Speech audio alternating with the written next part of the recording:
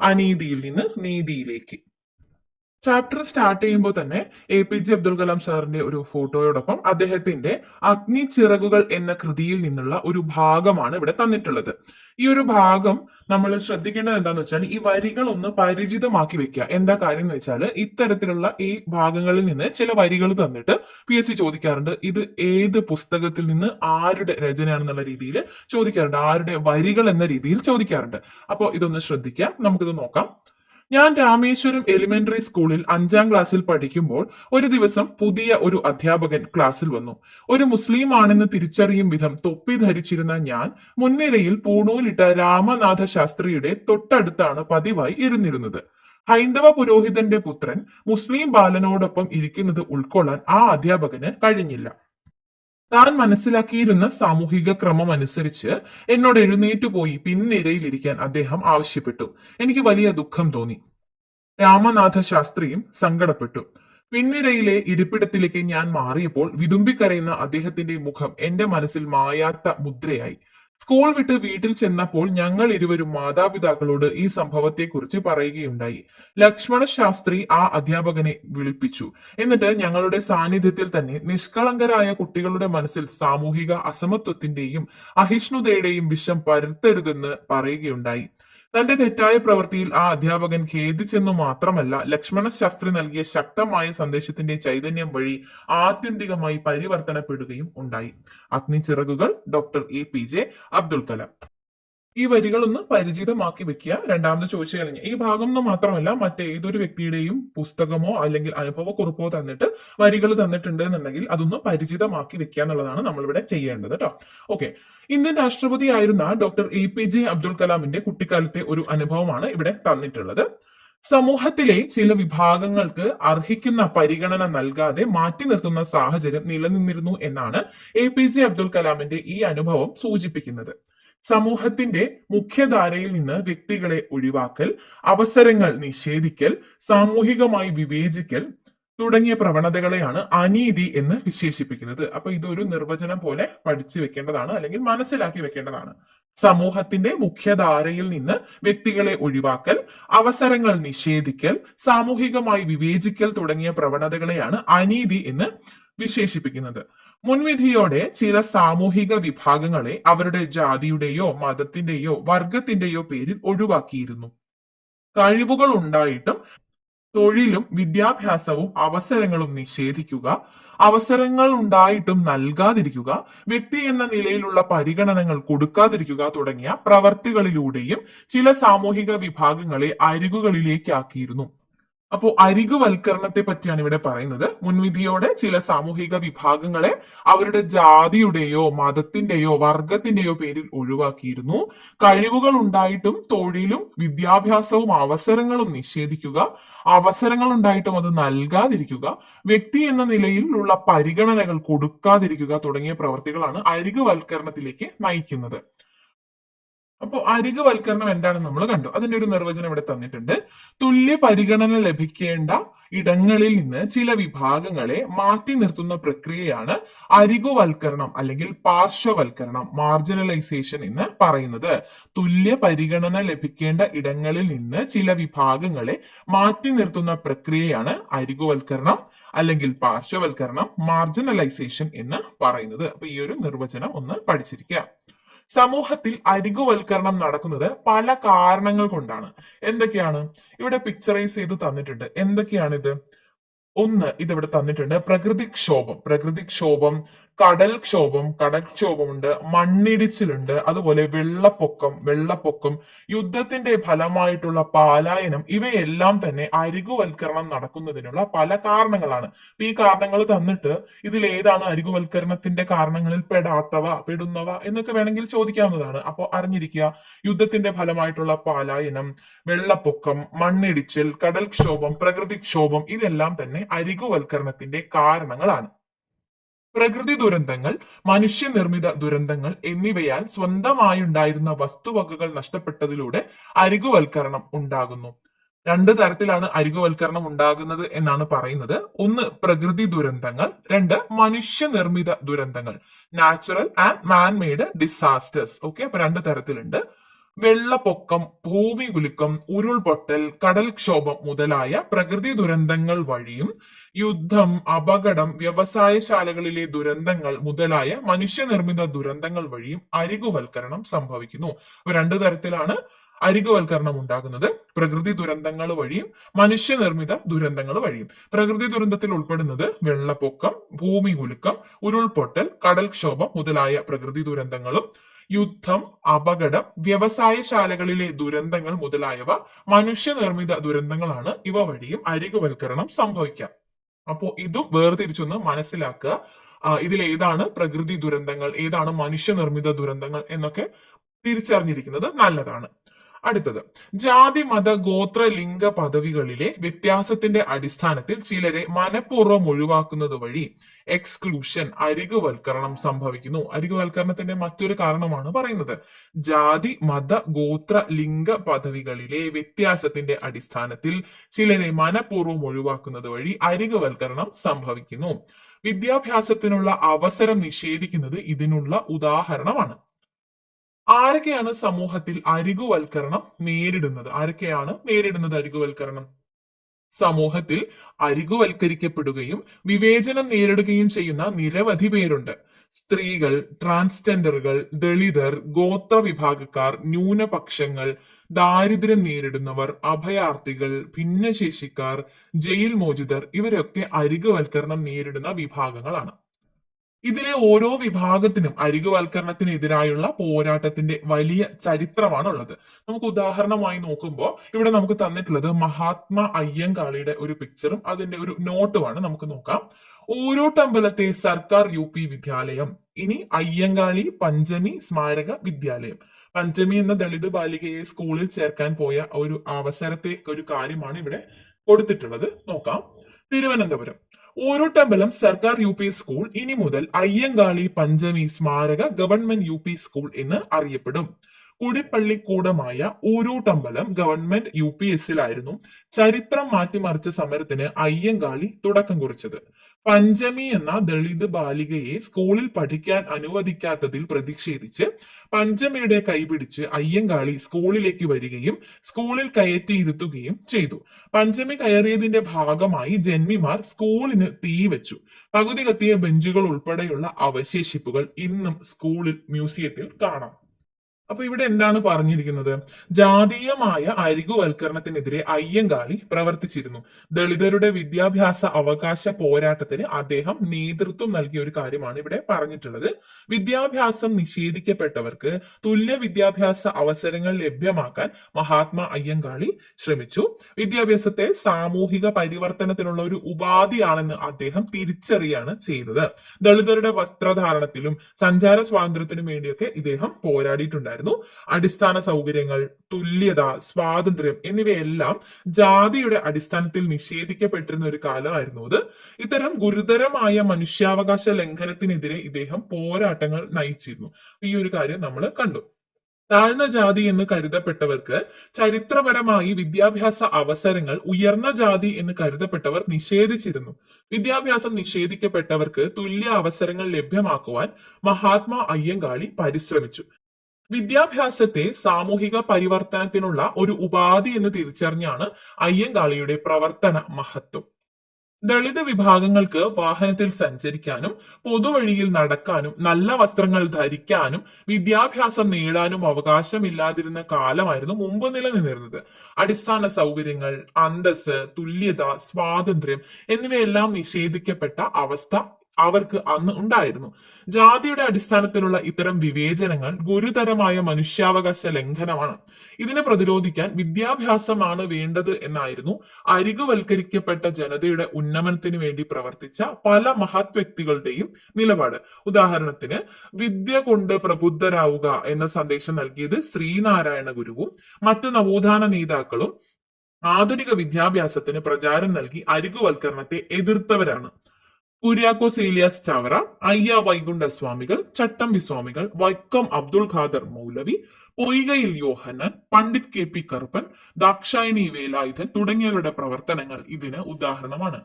ഈ മഹത് വ്യക്തികളുടെ പിക്ചറാണ് ഇവിടെ തന്നിട്ടുള്ളത്. ശ്രീനാരായണ ഗുരു, കുര്യാക്കോസ് ഏലിയാസ് ചാവറ, അയ്യ വൈകുണ്ഠ സ്വാമികൾ, ചട്ടമ്പി സ്വാമികൾ, വക്കം അബ്ദുൾ ഖാദർ മൗലവി, പൊയ്കയിൽ യോഹന്നാൻ, പണ്ഡിറ്റ് കെ പി കറുപ്പൻ, ദാക്ഷായണി വേലായുധൻ. അപ്പൊ ഇവിടെ വിദ്യ കൊണ്ട് പ്രബുദ്ധരാവുക എന്ന സന്ദേശം നൽകിയത് ശ്രീനാരായണ ഗുരുവാണ്. നമുക്ക് അറിയുന്നുണ്ടാവും, എന്നാലൊന്ന് നോട്ട് ചെയ്ത് വെക്കാം കേട്ടോ. ജ്യോതിറാവു ഫൂലെ, അടുത്ത വ്യക്തിത്വങ്ങളെയാണ് നമ്മൾ പഠിക്കാൻ പോകുന്നത്. ജ്യോതിറാവു ഫൂലെ 1827 1890 കാലഘട്ടം വരുന്നത്. ജാതി മത ചൂഷണത്തിന് വിധേയമായ സമൂഹത്തെ വിശേഷിപ്പിക്കുന്ന പദമാണ് ദളിത് എന്നത്. ജാതി മത ചൂഷണത്തിന് വിധേയമായ സമൂഹത്തെ വിശേഷിപ്പിക്കുന്ന പദമാണ് ദളിത്. സാമൂഹിക മാറ്റത്തിന് തുടക്കം കുറിച്ച ജ്യോതിറാവു ഫൂലെയാണ് ഈ പദം ആദ്യമായി ഉപയോഗിച്ചത്. ദളിത് എന്ന പദം ആദ്യമായി ഉപയോഗിച്ചത് ജ്യോതിറാവു ഫൂലെയാണ്. സ്ത്രീകൾ, ദളിതർ എന്നിവർക്കായി വിദ്യാഭ്യാസ സ്ഥാപനങ്ങൾ ഫൂലെ സ്ഥാപിച്ചു. അപ്പോൾ ജ്യോതിറാവു ഫൂലെ. ഇനി സാവിത്രിഭായ് ഫൂലെ 1831 1897 കാലഘട്ടം.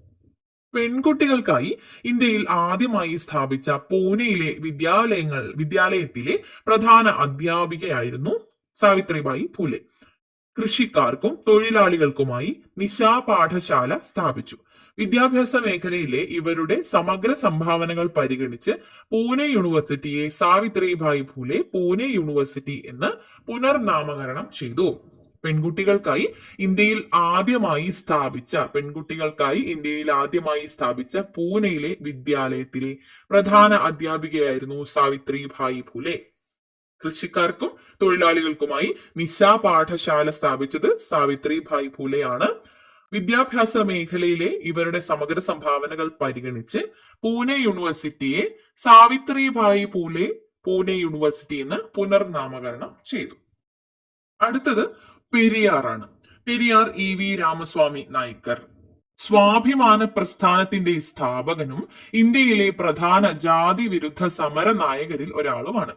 സാമൂഹിക പരിഷ്കർത്താവായ ഇദ്ദേഹം ബ്രാഹ്മണാധിപത്യത്തിലൂന്നിയുള്ള സാമൂഹ്യ വിവേചനത്തിനെതിരെ നിലകൊണ്ടു. സ്ത്രീ വിദ്യാഭ്യാസത്തിന്റെ പ്രാധാന്യത്തെക്കുറിച്ച് ബോധ്യപ്പെടുത്തി പ്രവർത്തിച്ച വ്യക്തി കൂടിയായിരുന്നു പെരിയാർ.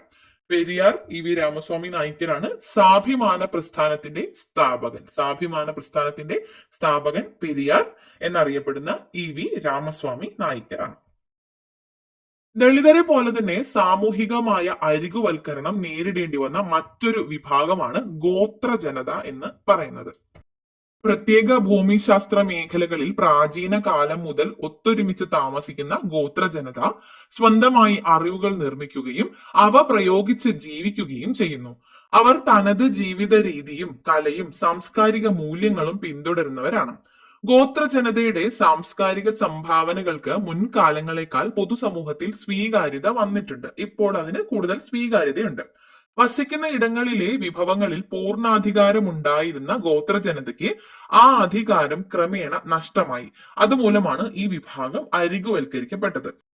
ഗോത്ര ജനത സ്വന്തമായി അറിവുകൾ നിർമ്മിക്കുകയും അവ പ്രയോഗിച്ച് ജീവിക്കുകയും ചെയ്യുന്നു. അവർ തനത് ജീവിത രീതിയും കലയും സാംസ്കാരിക മൂല്യങ്ങളും പിന്തുടരുന്നവരാണ്.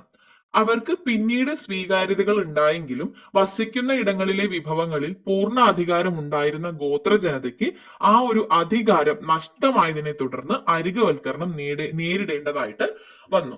അടുത്തത് നമ്മളൊരു വ്യക്തിത്വത്തെ പരിചയപ്പെടുകയാണ്. വെറിയർ എൽവിൻ 1902 1906 കാലഘട്ടം. ഇന്ത്യൻ നരവംശ ശാസ്ത്രത്തിൽ ആന്ത്രപ്പോളജിയിൽ ഏറ്റവും പ്രധാനപ്പെട്ട സംഭാവനകൾ നൽകിയ വ്യക്തികളിൽ ഒരാളാണ് വെറിയർ എൽവിൻ. ഗോത്ര മനുഷ്യരുടെ തനത് ജീവിതത്തിന്റെ സംരക്ഷണത്തിന് വേണ്ടി പ്രവർത്തിച്ചു. ഗോത്രവർഗ മനുഷ്യരോടുള്ള ഇന്ത്യയുടെ നയം രൂപീകരിക്കുന്നതിൽ കാര്യമായ സ്വാധീനം ചെലുത്തിയ വ്യക്തിയാണ് വെറിയർ എൽവിൻ. അപ്പൊ ഗോത്ര ജനത അനുഭവിച്ച അവരുടെ ഒരു ജീവിത അവസ്ഥ, അവരുടെ അരികുവൽക്കരണത്തിനുള്ള കാരണം നമ്മൾ കണ്ടു. അപ്പൊ ആ ഒരു സാഹചര്യത്തിൽ ഗോത്രവർഗ മനുഷ്യരോടുള്ള ഇന്ത്യയുടെ നയം രൂപീകരിക്കുന്നതിൽ കാര്യമായ സ്വാധീനം ചെലുത്തിയ വ്യക്തിയാണ് വെറിയർ എൽവിൻ എന്ന നരവംശ ശാസ്ത്രജ്ഞൻ. ഓക്കെ, അദ്ദേഹം ഒരു ആന്ത്രപ്പോളജിസ്റ്റ് ആണ്. അദ്ദേഹമാണ് ഗോത്രവർഗ മനുഷ്യർക്ക് വേണ്ടിയിട്ട് പ്രവർത്തിച്ച, തനത് ജീവിതത്തിന്റെ സംരക്ഷണത്തിന് വേണ്ടി പ്രവർത്തിച്ച വ്യക്തിയാണ്. സമൂഹത്തിലെ മുഖ്യ വിഭാഗക്കാർ ഉൽപ്പാദിപ്പിക്കുന്ന അറിവ്, കല, സംസ്കാരം എന്നിവ മാത്രമാണ് മൂല്യമേറിയത് എന്ന ധാരണ പല കാലങ്ങളായി നിലനിന്നിരുന്നു. എന്നാൽ കല, ഭാഷ, സാഹിത്യം, വൈദ്യം, കൃഷി തുടങ്ങിയ മേഖലകളിൽ പ്രകൃതിയെ അടുത്തറിഞ്ഞു നേടിയ മികച്ച വിജ്ഞാനവും നാട്ടറിവും സ്വന്തമായി ഉള്ളവരാണ് ഗോത്രജനത. അവരൊരല്പം കൂടി പ്രകൃതിയോട് അറിഞ്ഞവര്, പ്രകൃതിയോട് അടുത്ത് അറിഞ്ഞു നേടിയ വിവരവും വിജ്ഞാനവും ഉള്ളവരാണ്.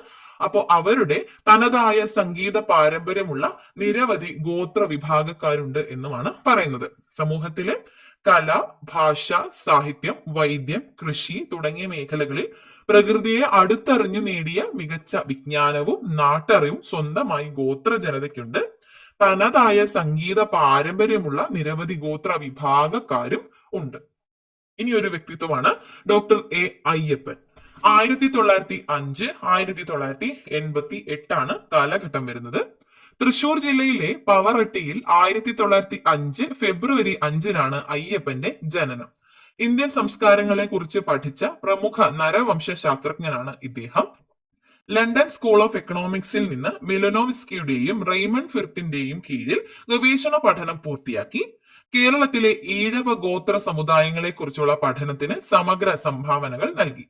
ഡോക്ടർ എ അയ്യപ്പൻ, തൃശൂർ ജില്ലയിലാണ് ജനനം, പാവറട്ടിയിൽ. 1905 ഫെബ്രുവരി 5 ഇദ്ദേഹം ഇന്ത്യൻ സംസ്കാരങ്ങളെ കുറിച്ച് പഠിച്ച ഒരു നരവംശ ശാസ്ത്രജ്ഞനാണ്. ഇദ്ദേഹവും ഒരു ആന്ത്രോപോളജിസ്റ്റ് ആണ് എന്ന് മനസ്സിലാക്കിയിരിക്കാം.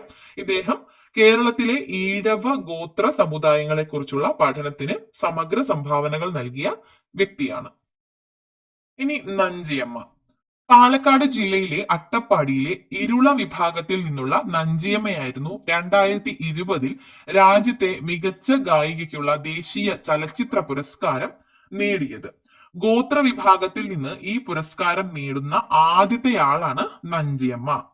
ഗോത്ര വിഭാഗത്തിൽ നിന്ന് രാജ്യത്തെ തന്നെ മികച്ച ഗായികയ്ക്കുള്ള ദേശീയ ചലച്ചിത്ര പുരസ്കാരം നേടുന്ന ആദ്യത്തെയാളാണ് നഞ്ചിയമ്മ.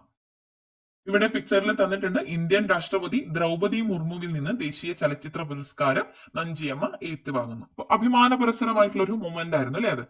വൈവിധ്യമാർന്ന വാദ്യോപകരണങ്ങൾ നിർമ്മിച്ച് ഉപയോഗിക്കുന്നതിനുള്ള ശേഷിയും അവർക്കുണ്ട്. തനതായ സംഗീത പാരമ്പര്യമുണ്ടെന്ന് നമ്മൾ ഓൾറെഡി പറഞ്ഞു. വൈവിധ്യമാർന്ന വാദ്യോപകരണങ്ങൾ നിർമ്മിച്ച് ഉപയോഗിക്കുന്നതിനുള്ള ശേഷിയും അവർക്കുണ്ട്. ഗോത്ര ജീവിതവുമായി ബന്ധപ്പെട്ട ചില ചിത്രങ്ങളാണ് ഇവിടെ തന്നിട്ടുള്ളത്. ഇവിടെ ചിത്രങ്ങളോടൊപ്പം തന്നെ നമ്മൾ ഈ പേരുകളും ഒന്ന് മനസ്സിൽ കൊണ്ടുവരേണ്ടതുണ്ട്. പെരെ, തുടി, നാട്ടിപ്പണി, ദവിൽ എന്നിവയെല്ലാം തന്നെ ഗോത്ര ജനതയുമായി ബന്ധപ്പെട്ട പദങ്ങളാണ്. അപ്പൊ എന്തുമായി ബന്ധപ്പെട്ടത് എന്ന് ചോദ്യം വന്നാൽ നമുക്കത് മിസ്സാവരുത്. പെരെ, തുടി, നാട്ടിപ്പണി, ദവിൽ എന്നിവ ഗോത്ര ജീവിതവുമായി ബന്ധപ്പെട്ട വാക്കുകളാണ്. ഈ ഒരു ചിത്രങ്ങളും ഒന്ന് കണ്ടിരിക്കുക, മനസ്സിലാക്കിയിരിക്കുക കേട്ടോ. സ്വന്തം ഭൂമിയിന്മേലുള്ള ഇവരുടെ അവകാശം, വിദ്യാഭ്യാസ അവസരങ്ങൾ, പോഷകാഹാര ലഭ്യത, ആരോഗ്യ സംരക്ഷണം എന്നിവ ഉറപ്പാക്കുന്നതിന് ഉതകുന്ന ക്ഷേമ പദ്ധതികളും അനന്തര നടപടികളും കേന്ദ്ര സംസ്ഥാന ഗവൺമെന്റുകളുടെ നേതൃത്വത്തിൽ നടന്നുവരുന്നു.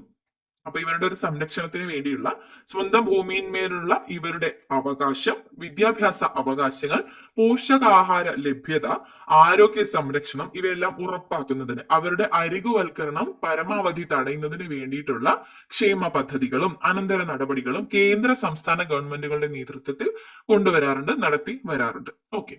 ലിംഗപദവിയുമായി ബന്ധപ്പെട്ട് അരികുവൽക്കരണം സംഭവിച്ച ഒരു സാമൂഹിക വിഭാഗമാണ് സ്ത്രീകൾ. ഒരു അനുഭവക്കുറിപ്പാണ് ഇനി നമുക്ക് വായിക്കാനുള്ളത്. കേരളത്തിലെ അറിയപ്പെടുന്ന നാടക സിനിമാ പ്രവർത്തകയായ നിലമ്പൂർ ആയിഷയുടെ അനുഭവക്കുറിപ്പാണ് ജീവിതത്തിനും അരങ്ങിനും ഇടയിൽ എന്നത്. ആ ഒരു ഭാഗമാണ് നമുക്ക് നോക്കേണ്ടത്. അക്കാലത്ത് നാടകത്തിൽ അഭിനയിക്കാൻ സ്ത്രീകളെ കിട്ടുമായിരുന്നില്ല. സ്ത്രീകൾ അഭിനയ രംഗത്തേക്ക് വരുന്നത് മോശമാണെന്നായിരുന്നു സമൂഹം വിശ്വസിച്ചിരുന്നത്. ഞാൻ നാടകത്തിൽ അഭിനയിക്കാൻ തന്നെ തീരുമാനിച്ചു. വടക്കേ മലബാറിൽ പല ഭാഗത്തും ഞങ്ങൾ നാടകം കളിക്കാൻ പോയിട്ടുണ്ട്. മുക്കത്ത് നാടകം കളിക്കുമ്പോഴാണ് എനിക്ക് കല്ലേറ് കിട്ടുന്നത്. നാടകത്തിന്റെ ഡയലോഗ് പറഞ്ഞു തീരും മുൻപേ ഒരു കല്ല് വന്ന് എന്റെ മുഖത്ത് പതിച്ചു. ഞാൻ പതറിയില്ല. എന്റെ വായിലൂടെ രക്തം ഒഴുകുന്നുണ്ടായിരുന്നു. പക്ഷേ ഒറ്റ ഡയലോഗ് പോലും തെറ്റുകയോ മറക്കുകയോ ചെയ്യാതെ നാടകം പൂർത്തിയാക്കി. മഞ്ചേരിയിൽ മേലാക്കത്ത് നാടകം കളിക്കുമ്പോൾ വേദിയിൽ വെച്ച് തന്നെ എന്നെ വധിക്കുവാനുള്ള ശ്രമം നടന്നു. ഒരുപക്ഷെ ഒരു അഭിനേതാവിനും ഇത്തരം അനുഭവം ഉണ്ടാകാനിടയില്ല. നാടകം ഏതാണ്ട് പകുതി എത്തിയപ്പോൾ എന്റെ തല ലക്ഷ്യമാക്കി ഒരു വെടിയുണ്ട ചീറിപ്പാഞ്ഞു വന്നു. ഭാഗ്യമെന്ന് പറയട്ടെ, ഞാൻ ഡയലോഗ് പറഞ്ഞ് തല തിരിച്ചതിനാൽ അത് എന്റെ തലയിൽ കയറിയില്ല. ഇത്തരത്തിൽ ഒരുപാട് സംഭവങ്ങൾ എനിക്ക് നേരിടേണ്ടി വന്നിട്ടുണ്ട്. ഇത്തരം പ്രതിസന്ധികളൊന്നും ഞങ്ങളെ തളർത്തിയില്ല. അങ്ങനെയൊന്നും ആയിഷയെ തോൽപ്പിക്കാൻ കഴിയില്ല. നിലമ്പൂർ ആയിഷ, ജീവിതത്തിനും അരങ്ങിനും ഇടയിൽ. അനുഭവക്കുറിപ്പാണിത്. ഈ ഒരു പുസ്തകത്തിന്റെ പേര് ജീവിതത്തിനും അരങ്ങിനും ഇടയിൽ, നിലമ്പൂർ ആയിഷയുടേതാണ്. ഓക്കെ. സ്ത്രീകൾ കലാപ്രവർത്തനത്തിൽ ഏർപ്പെടുന്നത് വിലക്കപ്പെട്ട ഒരു കാലം നമ്മുടെ സമൂഹത്തിൽ ഉണ്ടായിരുന്നു. കലയിൽ മാത്രമല്ല, സമൂഹത്തിന്റെ പല മേഖലകളിലും സ്ത്രീ ആയതുകൊണ്ട് മാത്രം അരികുവൽക്കരിക്കപ്പെടുകയും തുല്യ അവസരം നിഷേധിക്കപ്പെടുകയും ചെയ്ത ധാരാളം അനുഭവങ്ങൾ ചരിത്രത്തിൽ കാണാൻ കഴിയും. കലാമേഖല, വിദ്യാഭ്യാസ മേഖല, തൊഴിൽ മേഖല, ഗാർഹിക ഇടങ്ങൾ എന്നിവിടങ്ങളിൽ അവർ താഴ്ന്ന പദവി മാത്രമേ അർഹിക്കുന്നുള്ളൂ എന്ന തെറ്റായ ധാരണ സമൂഹത്തിൽ നിലനിന്നിരുന്നു. ഒരു സ്ത്രീത്വത്തെ പരിചയപ്പെടാം. പണ്ഡിത രമാഭായി. 1858 1922 കാലഘട്ടം. 19-ാം നൂറ്റാണ്ടിൽ സ്ത്രീകളുടെ അവകാശത്തിനും ശാക്തീകരണത്തിനുമായി പ്രവർത്തിച്ച ഇന്ത്യയിലെ സാമൂഹിക പരിഷ്കർത്താക്കളിൽ പ്രധാനപ്പെട്ട വ്യക്തിയാണ് പണ്ഡിത രമാഭായി. വിധവകളുടെ വിദ്യാഭ്യാസവും ക്ഷേമവും പ്രധാന പ്രവർത്തന മേഖലയായിരുന്നു. ഇന്ത്യയിലെ സ്ത്രീകളുടെ അവസ്ഥയെക്കുറിച്ച് പഠിക്കുകയും പ്രശ്നങ്ങൾ പരിഹരിക്കാൻ വേണ്ട പ്രവർത്തനങ്ങൾക്ക് നേതൃത്വം നൽകുകയും ചെയ്തു. വിധവകളുടെ വിദ്യാഭ്യാസവും ക്ഷേമവുമാണ് ഇദ്ദേഹം പണ്ഡിത രമാഭായി പ്രധാന പ്രവർത്തന മേഖലയായി തിരഞ്ഞെടുത്തത്. ഇന്ത്യയിലെ സ്ത്രീകളുടെ അവസ്ഥയെക്കുറിച്ച് പഠിക്കുകയും പ്രശ്നങ്ങൾ പരിഹരിക്കാൻ വേണ്ട പ്രവർത്തനങ്ങൾക്ക് നേതൃത്വം നൽകുകയും ചെയ്തു. നമ്മൾ നേരത്തെ കണ്ടു സ്ത്രീകൾ നേരിടുന്ന പലതരത്തിലുള്ള അരികുവൽക്കരണത്തിന്റെ കാരണങ്ങൾ. അപ്പോൾ അന്ന് നിലനിന്നിരുന്ന കാരണങ്ങൾക്ക് എതിരെയായി പ്രവർത്തിക്കാൻ, ആ ഒരു പ്രശ്നങ്ങൾ പഠിക്കാനും പരിഹരിക്കാനും വേണ്ട പ്രവർത്തനങ്ങൾക്ക് നേതൃത്വം നൽകാൻ മുൻനിരയിൽ നിന്ന ഒരു വ്യക്തിത്വമാണ് പണ്ഡിത രമാഭായി. ഇനി നമുക്ക് മറ്റു രണ്ടുപേരെയും കൂടെ പഠിക്കാം. ഡോക്ടർ പുന്നൻ ലൂക്കോസ്, ഇ കെ ജാനകി അമ്മാൾ. ആദ്യം ഡോക്ടർ പുന്നൻ ലൂക്കോസ്. 1886 1976 കാലഘട്ടത്തിലാണ് ഡോക്ടർ പുന്നൻ ലൂക്കോസ്. ഇന്ത്യൻ സർവകലാശാലകൾ സ്ത്രീകൾക്ക് MBBS പ്രവേശനം നൽകാത്തതിനാൽ ലണ്ടൻ യൂണിവേഴ്സിറ്റിയിൽ നിന്ന് അവർ ആ ബിരുദം കരസ്ഥമാക്കി. കേരളത്തിൽ വൈദ്യശാസ്ത്രത്തിൽ ബിരുദം നേടിയ ആദ്യ വനിത എന്ന നിലയിൽ പ്രശസ്തയായത് പുന്നൻ ലൂക്കോസ് ആണ്. ഡോക്ടർ പുന്നൻ ലൂക്കോസ് ആണ്. തിരുവിതാംകൂർ ലെജിസ്ലേറ്റീവ് കൗൺസിലിലെ ആദ്യ വനിതാ പ്രതിനിധിയായിരുന്നു ഇദ്ദേഹം. അപ്പോ ഇന്ത്യൻ സർവകലാശാലകൾ സ്ത്രീകൾക്ക് MBBS പ്രവേശനം നൽകിയില്ല. എന്നാലും ഡോക്ടർ പുന്നൻ ലൂക്കോസ് ലണ്ടൻ യൂണിവേഴ്സിറ്റിയിൽ നിന്ന് MBBS ബിരുദം കരസ്ഥമാക്കി. അപ്രകാരം കേരളത്തിൽ വൈദ്യശാസ്ത്രത്തിൽ ബിരുദം നേടിയ ആദ്യ വനിതയാണ് ഡോക്ടർ പുന്നൻ ലൂക്കോസ്. കേരളത്തിൽ വൈദ്യശാസ്ത്രത്തിൽ ബിരുദം നേടിയ ആദ്യ വനിത ഡോക്ടർ പുന്നൻ ലൂക്കോസ് ആണ്. ഡോക്ടർ പുന്നൻ ലൂക്കോസ് ആണ്. അതുകൂടാതെ തിരുവിതാംകൂർ ലെജിസ്ലേറ്റീവ് കൗൺസിലിലെ ആദ്യ വനിതാ പ്രതിനിധിയായിരുന്നു ഇദ്ദേഹം. തിരുവിതാംകൂർ ലെജിസ്ലേറ്റീവ് കൗൺസിലിലെ ആദ്യ വനിതാ പ്രതിനിധിയായിരുന്നു ഡോക്ടർ പുന്നൻ ലൂക്കോസ്. ഇനി ഇ കെ ജാനകി അമ്മാൾ. 1897 1984. കേരളത്തിലെ തലശ്ശേരിയിൽ ജനിച്ച വിശ്വപ്രസിദ്ധയായ സസ്യശാസ്ത്രജ്ഞയാണ് ഇ കെ ജാനകി അമ്മാൾ. കോയമ്പത്തൂരിലെ കരിമ്പ് ഗവേഷണ കേന്ദ്രത്തിൽ അത്യുൽപാദന ശേഷിയുള്ള സങ്കര ഇനം കരിമ്പ് വികസിപ്പിച്ചു. ബൊട്ടാണിക്കൽ സർവേ ഓഫ് ഇന്ത്യയുടെ ആദ്യ ഡയറക്ടർ ജനറലാണ് ഇ കെ ജാനകി അമ്മാൾ. 1977 രാജ്യം പത്മശ്രീ പുരസ്കാരം നൽകി ആദരിച്ചു. ഇ കെ ജാനകി അമ്മാൾ കേരളത്തിലെ തലശ്ശേരിയിൽ ജനിച്ച വിശ്വപ്രസിദ്ധയായ സസ്യശാസ്ത്രജ്ഞയാണ്. ഈ കാലഘട്ടത്തിലാണെന്നുള്ളത് ഓർക്കണം. കോയമ്പത്തൂരിലെ കരിമ്പ് ഗവേഷണ കേന്ദ്രത്തിൽ അത്യുൽപാദന ശേഷിയുള്ള സങ്കര ഇനം കരിമ്പ് വികസിപ്പിച്ചത് ഇ കെ ജാനകി അമ്മാളാണ്. അതുകൂടാതെ ബൊട്ടാണിക്കൽ സർവേ ഓഫ് ഇന്ത്യയുടെ ആദ്യ ഡയറക്ടർ ജനറൽ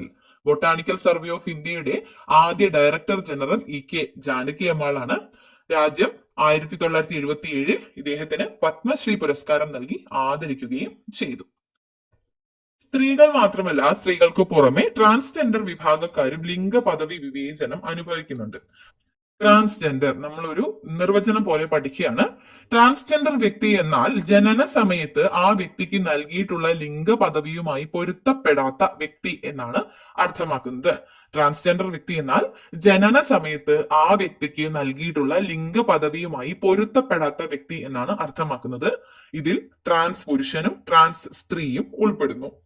ഇനി ന്യൂനപക്ഷം, മൈനോറിറ്റി. മൊത്തം ജനസംഖ്യയിൽ എണ്ണത്തിൽ കുറവുള്ള വിഭാഗങ്ങൾ എന്ന അർത്ഥത്തിലാണ് ന്യൂനപക്ഷം അല്ലെങ്കിൽ മൈനോറിറ്റി എന്ന പദം ഉപയോഗിക്കുന്നത്. മൊത്തം ജനസംഖ്യയിൽ എണ്ണത്തിൽ കുറവുള്ള വിഭാഗങ്ങൾ എന്ന അർത്ഥത്തിൽ ഉപയോഗിക്കുന്ന പദമാണ് ന്യൂനപക്ഷം അല്ലെങ്കിൽ മൈനോറിറ്റി. ഇനി നമുക്കൊരു ന്യൂസ് പേപ്പർ കട്ടിംഗ് ആണ്. ഇതും ഇത്തരത്തിൽ അരികുവൽക്കരിക്കപ്പെട്ടവരുടെ ഒരു മുന്നോട്ടുള്ള കുതിപ്പിനെ സൂചിപ്പിക്കുന്ന ഒരു ന്യൂസ് പേപ്പർ കട്ടിംഗ് ആണ്. നോക്കാം. ഇച്ഛാശക്തിയുടെ വിജയം. തിരുവനന്തപുരം. ഇരുട്ടുപടർന്ന ജീവിതത്തെ നിശ്ചയദാർഢ്യം കൊണ്ട് നേരിട്ട് ക്ലാസ് മുറിയിൽ വെളിച്ചം പരത്തുകയാണ് ഹുസ്നയും ഫെബിനും. ചക്രക്കസേര ഒരു പരിമിതിയല്ലെന്ന് തെളിയിച്ച് ഷേക്സ്പിയറിനെയും ഷെല്ലിയെയും ഒക്കെ മനോഹരമാക്കി പകർന്നു കൊടുക്കുകയാണ് തിരുവനന്തപുരത്തുകാരിയായ ശാരദാദേവി. ശാരീരികമായ വെല്ലുവിളികളെ അതിജീവിച്ച് ജീവിത വിജയം കൈവരിച്ച ഈ 3 അധ്യാപികമാരും ഭിന്നശേഷിക്കാർക്ക് മാതൃകയായിരിക്കുന്നു. അപൂർവ രോഗം ബാധിച്ച് ചക്രക്കസേരയുടെ സഹായമില്ലാതെ ചലിക്കാനാകാത്ത ശാരദാദേവി പഠനത്തിൽ എന്നും മുൻനിരയിലായിരുന്നു. ഫെബിൻ മറിയം ജോസിന് 17-ാം വയസ്സിലാണ് കാഴ്ച നഷ്ടമായത്. കാഴ്ചയില്ലായ്മ ജീവിത നേട്ടം കൈവരിക്കാൻ തടസ്സമല്ലെന്ന് തെളിയിച്ച ഹെലൻ കെല്ലറാണ് ഫെബിന്റെ ഹീറോ. നെടുമങ്ങാട് അഴീക്കോട് സ്വദേശിയായ ഹുസ്നയ്ക്ക് 11 വയസ്സുവരെ കാഴ്ചയുണ്ടായിരുന്നു. കുടുംബത്തിന്റെ പിന്തുണയോടെയാണ് പഠനത്തിൽ മിടുക്കികളായ മൂവരും പരിമിതികൾ മറികടന്ന് സർക്കാർ കോളേജുകളിൽ അധ്യാപകരായി സർവീസിൽ പ്രവേശിച്ചത്. ശാരീരിക വെല്ലുവിളികൾ അതിജീവിച്ച് ജീവിത വിജയം നേടിയ 3 വ്യക്തികളെ കുറിച്ചുള്ള ഒരു വിവരമാണ് അല്ലെങ്കിൽ ഒരു ന്യൂസ് ആണ് മുകളിൽ തന്നിട്ടുള്ളത്. ശാരീരിക സവിശേഷത മൂലം സമൂഹത്തിലെ മറ്റ് ജനവിഭാഗങ്ങളെ അപേക്ഷിച്ച് നിത്യജീവിതത്തിൽ വ്യത്യസ്തമായ വെല്ലുവിളികൾ നേരിടുന്നവയാണ് ഭിന്നശേഷിയുള്ളവർ അല്ലെങ്കിൽ ഡിഫറently ഏബിൾഡ്. അത് ഒരു നിർവചനം പോലെ മനസ്സിലാക്കിയിരിക്കുക. ശാരീരിക സവിശേഷതകൾ മൂലം സമൂഹത്തിലെ മറ്റ് ജനവിഭാഗങ്ങളെ അപേക്ഷിച്ച് നിത്യജീവിതത്തിൽ വ്യത്യസ്തമായ വെല്ലുവിളികൾ നേരിടുന്നവരെയാണ് ഭിന്നശേഷിയുള്ളവർ അല്ലെങ്കിൽ ഡിഫറently ഏബിൾഡ് എന്ന് വിളിക്കുന്നത്. പലതരം ഭിന്നശേഷി വിഭാഗങ്ങളുണ്ട്. ഓരോ വിഭാഗം ഭിന്നശേഷികൾക്കും സംഭവിക്കുന്ന അരികുവൽക്കരണം വ്യത്യസ്ത തരത്തിലുള്ളതാണ്. ഇനി അവർക്കായുള്ള നിയമങ്ങളും മറ്റു കാര്യങ്ങളുമാണ് പറയുന്നത്. ഭിന്നശേഷിക്കാരുടെ അവകാശ സംരക്ഷണ നിയമം 2016. ഭിന്നശേഷിക്കാർക്ക് വിവേചനരഹിതവും തുല്യതയിലൂന്നിയുള്ളതുമായ സാമൂഹിക ജീവിതം ഉറപ്പുവരുത്താൻ നിലവിൽ വന്ന നിയമമാണ് 2016 ഭിന്നശേഷിക്കാരുടെ അവകാശ സംരക്ഷണ നിയമം. ഇനി പാരാലിമ്പിക്സ് കേട്ടിട്ടില്ലേ?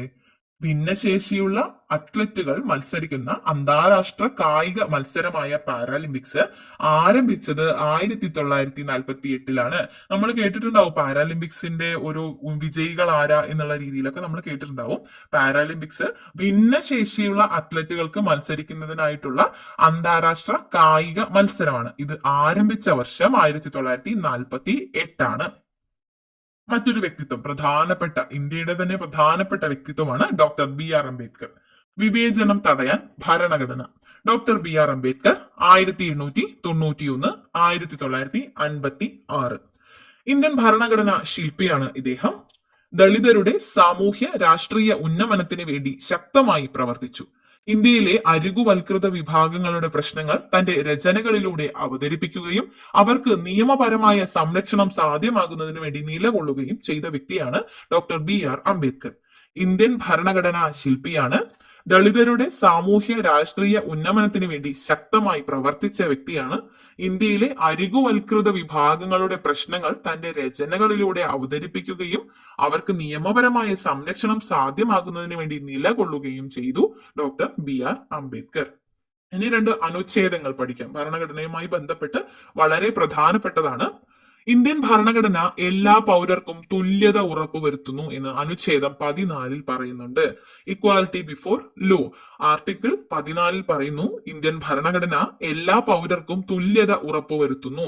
ആർട്ടിക്കിൾ 15 പറയുന്നു മതം, വംശം, ജാതി, ലിംഗഭേദം, ജനിച്ച സ്ഥലം എന്നിവയുടെ പേരിൽ യാതൊരു വിവേചനവും പാടില്ല എന്ന്.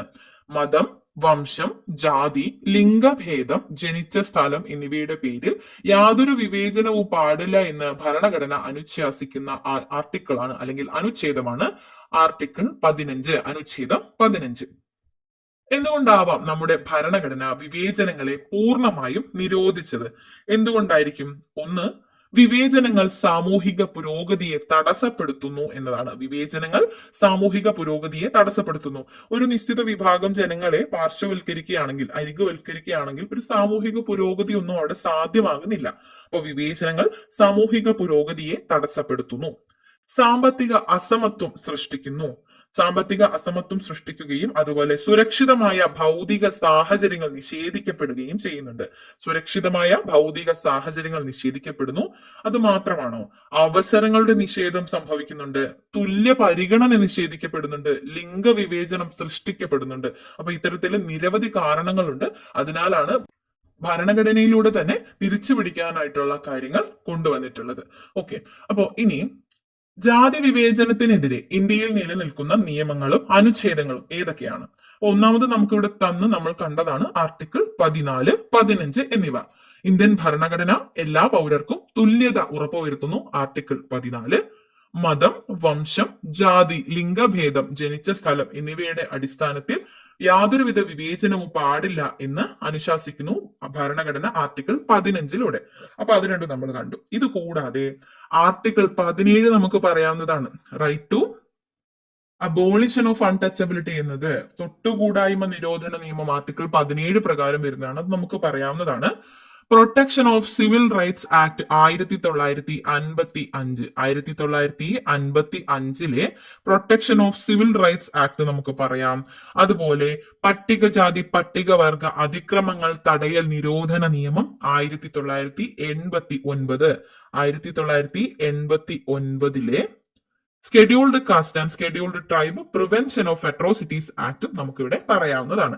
ജാതി വിവേചനത്തിനെതിരെ ഇന്ത്യയിൽ നിലനിൽക്കുന്ന നിയമങ്ങളും അനുച്ഛേദങ്ങളും ഒന്ന് നമുക്ക് പറയാം. പട്ടികജാതി പട്ടികവർഗ അതിക്രമങ്ങൾ തടയൽ നിരോധന നിയമം 1989, protection of civil rights act 1955, article 14, 15, 17 ഇവയെല്ലാം നമുക്ക് പറയാവുന്നതാണ്.